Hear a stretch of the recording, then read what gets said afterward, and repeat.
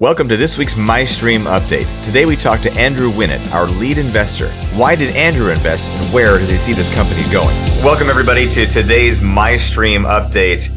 And today's a really special one because we have with us today our lead investor for MyStream, Mr. Andrew Winnett. Thanks so much for joining us today, Andrew. How you doing? I'm excellent. Great to be here. So, funny thing happened a couple weeks ago. So what you guys don't know is Andrew is actually a friend of mine. We used to live in the same state, and I've done some work for his company. But he's moved away to Tennessee for a few years, and we haven't seen each other in quite a long time. And those who have investors in MyStream or who have seen MyStream on Facebook have seen this ad of me crashing my mountain bike into a tree and another jump, and I actually really did crash into that tree, and I actually did hurt myself in that ad. But Andrew called me. That's how committed you are. Sorry. That's how I think I'm not actually 47, but a little younger than that. But Andrew called me up and said, "Dude, I saw your commercial," and he goes, "You got to talk to me about MyStream." And so we did talk a little while, and then Andrew had some pretty awesome insights and vision of the company. So Andrew, I just want to ask you, what was your initial thought when you heard about MyStream's concept? Well, I would say that it was twofold. I would say that number one, I'm like, it made a lot of sense. And I was actually surprised that no one had endeavored to create this type of company. There's certain things that we've all probably had, these ideas in our lifetime where like, oh, that would really solve a big problem. And then, we never do anything with it. And then you fast forward 5 years later and you see it, at Walmart or something. You're like, I totally thought about that, And so for me, I'm like, this is brilliant. And it was almost not like a fear, but it was such a big, there's that old saying, life comes down to a handful of moments, right? And I started getting that feeling like, kind of the hair on the back of your neck. Like, what if this is the next big thing? And I could get in on this prior to it going massively big and, prior to the IPO. What if this was the next Netflix? What if this was the next Amazon Prime or even bigger? I'd be foolish not to investigate further. You got to stay curious. The people who make the most amount of money, have the most influence, are on the Forbes 100 list. They stay curious. So when I saw that and I was researching, I'm like, holy crud, this could be huge. And it compelled me to reach out to you and find out more. That was the first, kind of thought process.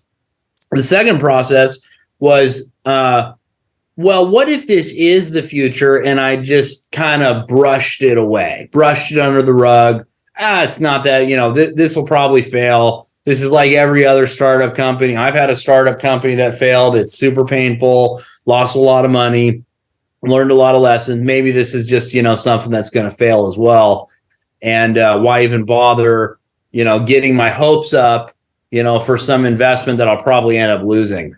And so that was the other thought process that I had. And that's why I was like, well, man, can you imagine if I was right there at the beginning of Netflix, I passed on it, it went massive, and then I'd be living with regret my whole life. I mean, we've all heard the stories of people who could have gotten into crypto when it was 1/100th of one penny.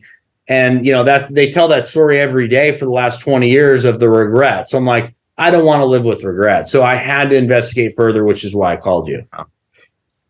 So I had failed to actually give our viewers a background on who you are. So you have a sign behind you. You have a company. Is it? Tell us a little bit about what you do. Yeah. So my company is Legacy Builders Wealth Management. We're actually about to change our name to Retirement Renegade. But we actually have probably you like that? Yeah, it's fine. We have probably the nation's #1 safe money retirement planning firm. We focus on women primarily from ages 55 to 75, and we don't lose their money and we don't charge advisor fees. So we're a very unique company, but we're in the safe retirement planning space. Okay. That's awesome. I love that. That's a little bit of a shift from previous businesses. That's really great to hear that progress. So you said something to me on the call, which made me realize that you got it. You really comprehended what this could be. And you said to me a phrase on the phone after I got done explaining what this was about. Do you remember what that was? I don't. It was like, there's nothing, you said something like, there's nothing bigger than this out there. Well, I know that media is probably one of the most powerful tools, if not the most powerful tool, for influencing people's decisions and how they view life. I believe that everybody's made up of mind, soul, and spirit. And I'm not going to get all weird and philosophical on you, but the soul, your mind, will, and emotions is very influenced by what you see and what you hear and what you taste, your senses, right? Like, for example, I'm actually a producer of a Hollywood film in the retirement world, and it's one of the best marketing avenues we've ever pursued because it's using media to tell a story and persuade. And so I know how powerful a good movie can be or a good TV show. And then to be able to control all of them, you're dealing with prime real estate, the most coveted territory of any sort of influencer, leader, organization. I mean, if you could be able to house and control all of the content in one place, I mean, I don't know of a company that's bigger, stronger, or more powerful. So yes. Yeah, and right now, well said, Andrew. And right now, I think there's multiple reasons why people would become involved or either subscribe to or invest in MyStream. And I think for a while, our initial reason for this company, we have two main reasons. I think the primary is end the frustration of dude, where in the world? Like my family have gotten to the point now where we don't even bother looking for a movie anymore. We don't bother looking for a show. It's too much effort to figure out where we're going to go and what to watch and weeding through what all these companies want us to watch. And we're trying to give the control back to the people. Really good AI, which knows what you want to watch instead of pushing their latest content out to you. Sure. And the second thing is something John calls named boundaries. And I should let somebody else talk now because I talk a lot. So, John, do you want to talk briefly about boundaries? Sure. We all have boundaries, and we have no power at present to really control that in media. There's no AI, artificial intelligence powered resource that gives the viewer the ability to dial in just what their limits are of language, of the amount of skin they see, or sexual relations, violence. Violence. Those big five areas. So this boundaries is software newly introduced that gives the viewer that muscle, so they can dial it in, and they have the power. We all have the legal right to dial in the boundaries that we want. All we need is the software, and that's one thing that comes with MyStream. Yeah.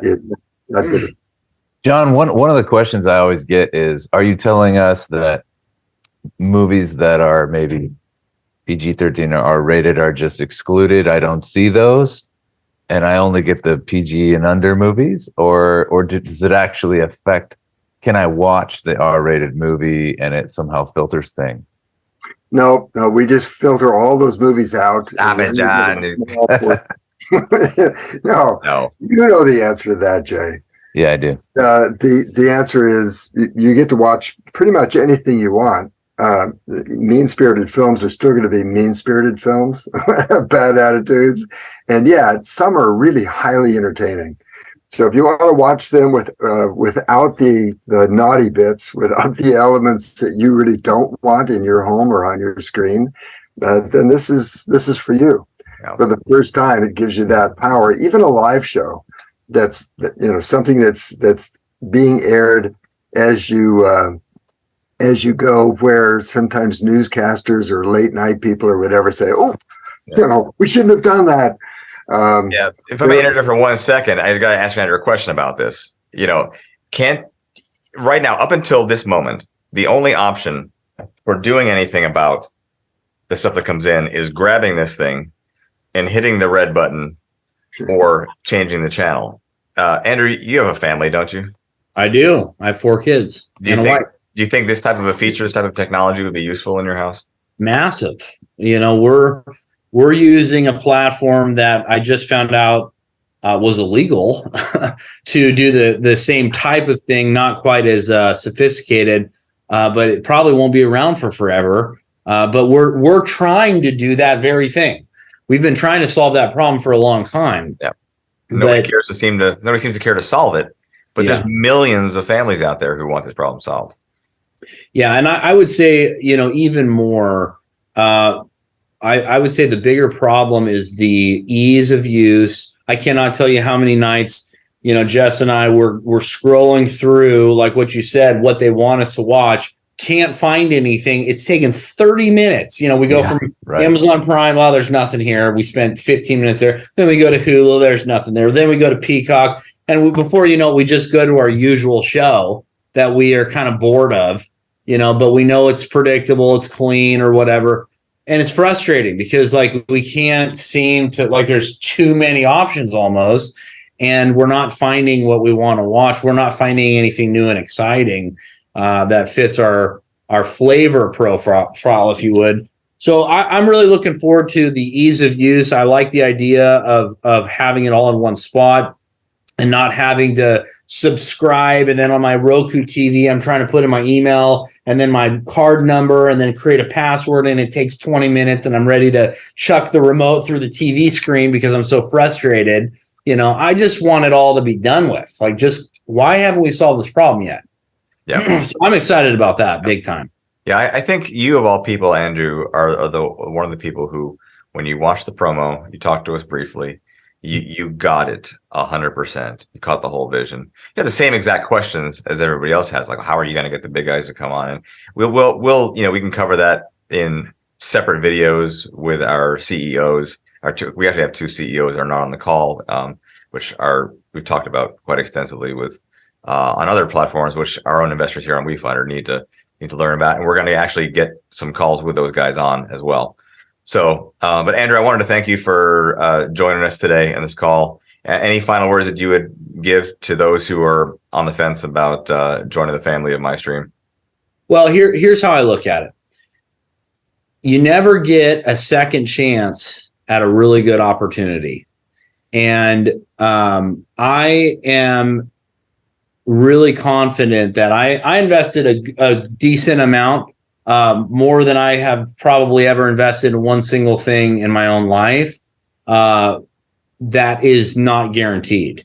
But I'm okay with that decision because if it fails, right, which I wouldn't have done it unless I believed it would succeed. But if it failed, because it's not guaranteed to succeed, I didn't invest more than I was willing to lose. And that's that, kind of the risk tolerance that everybody has. I would encourage people, listen, if you don't have $25,000 or $50,000 to invest, what about $500? What about $100? Like something that you can afford to lose. And if it fails, it fails. But if it doesn't fail, if you invested in Netflix, if you invested $10,000 in Netflix pre-IPO, today it would be worth over $5 million. So 10,000 going to 5 million. This is pre-IPO. Right now, this is light years before IPO. So it will have a massive multiple prior to IPO. Mm-hmm. So we're dealing with some massive upside. I think everybody should park a little bit of money that they'd be willing to lose and be okay with it. This is not a CD at your bank, but what do you have to lose, right? With high risk comes high reward, and I think that this is solving a massive problem, and somebody's going to figure this thing out. Why shouldn't it be you? Yeah. You're 100% right. Somebody, there is 100% chance that somebody is going to pull this off in the next, well, hopefully before a decade. I mean, I don't know how much longer people can stand this, Yeah. And Andrew mentioned just now, investing $500. I just wanted to let people know that for the first bit we had the WeFunder open, we were missing our $1,000 perk graphic. It didn't show up. It was there, but didn't show up.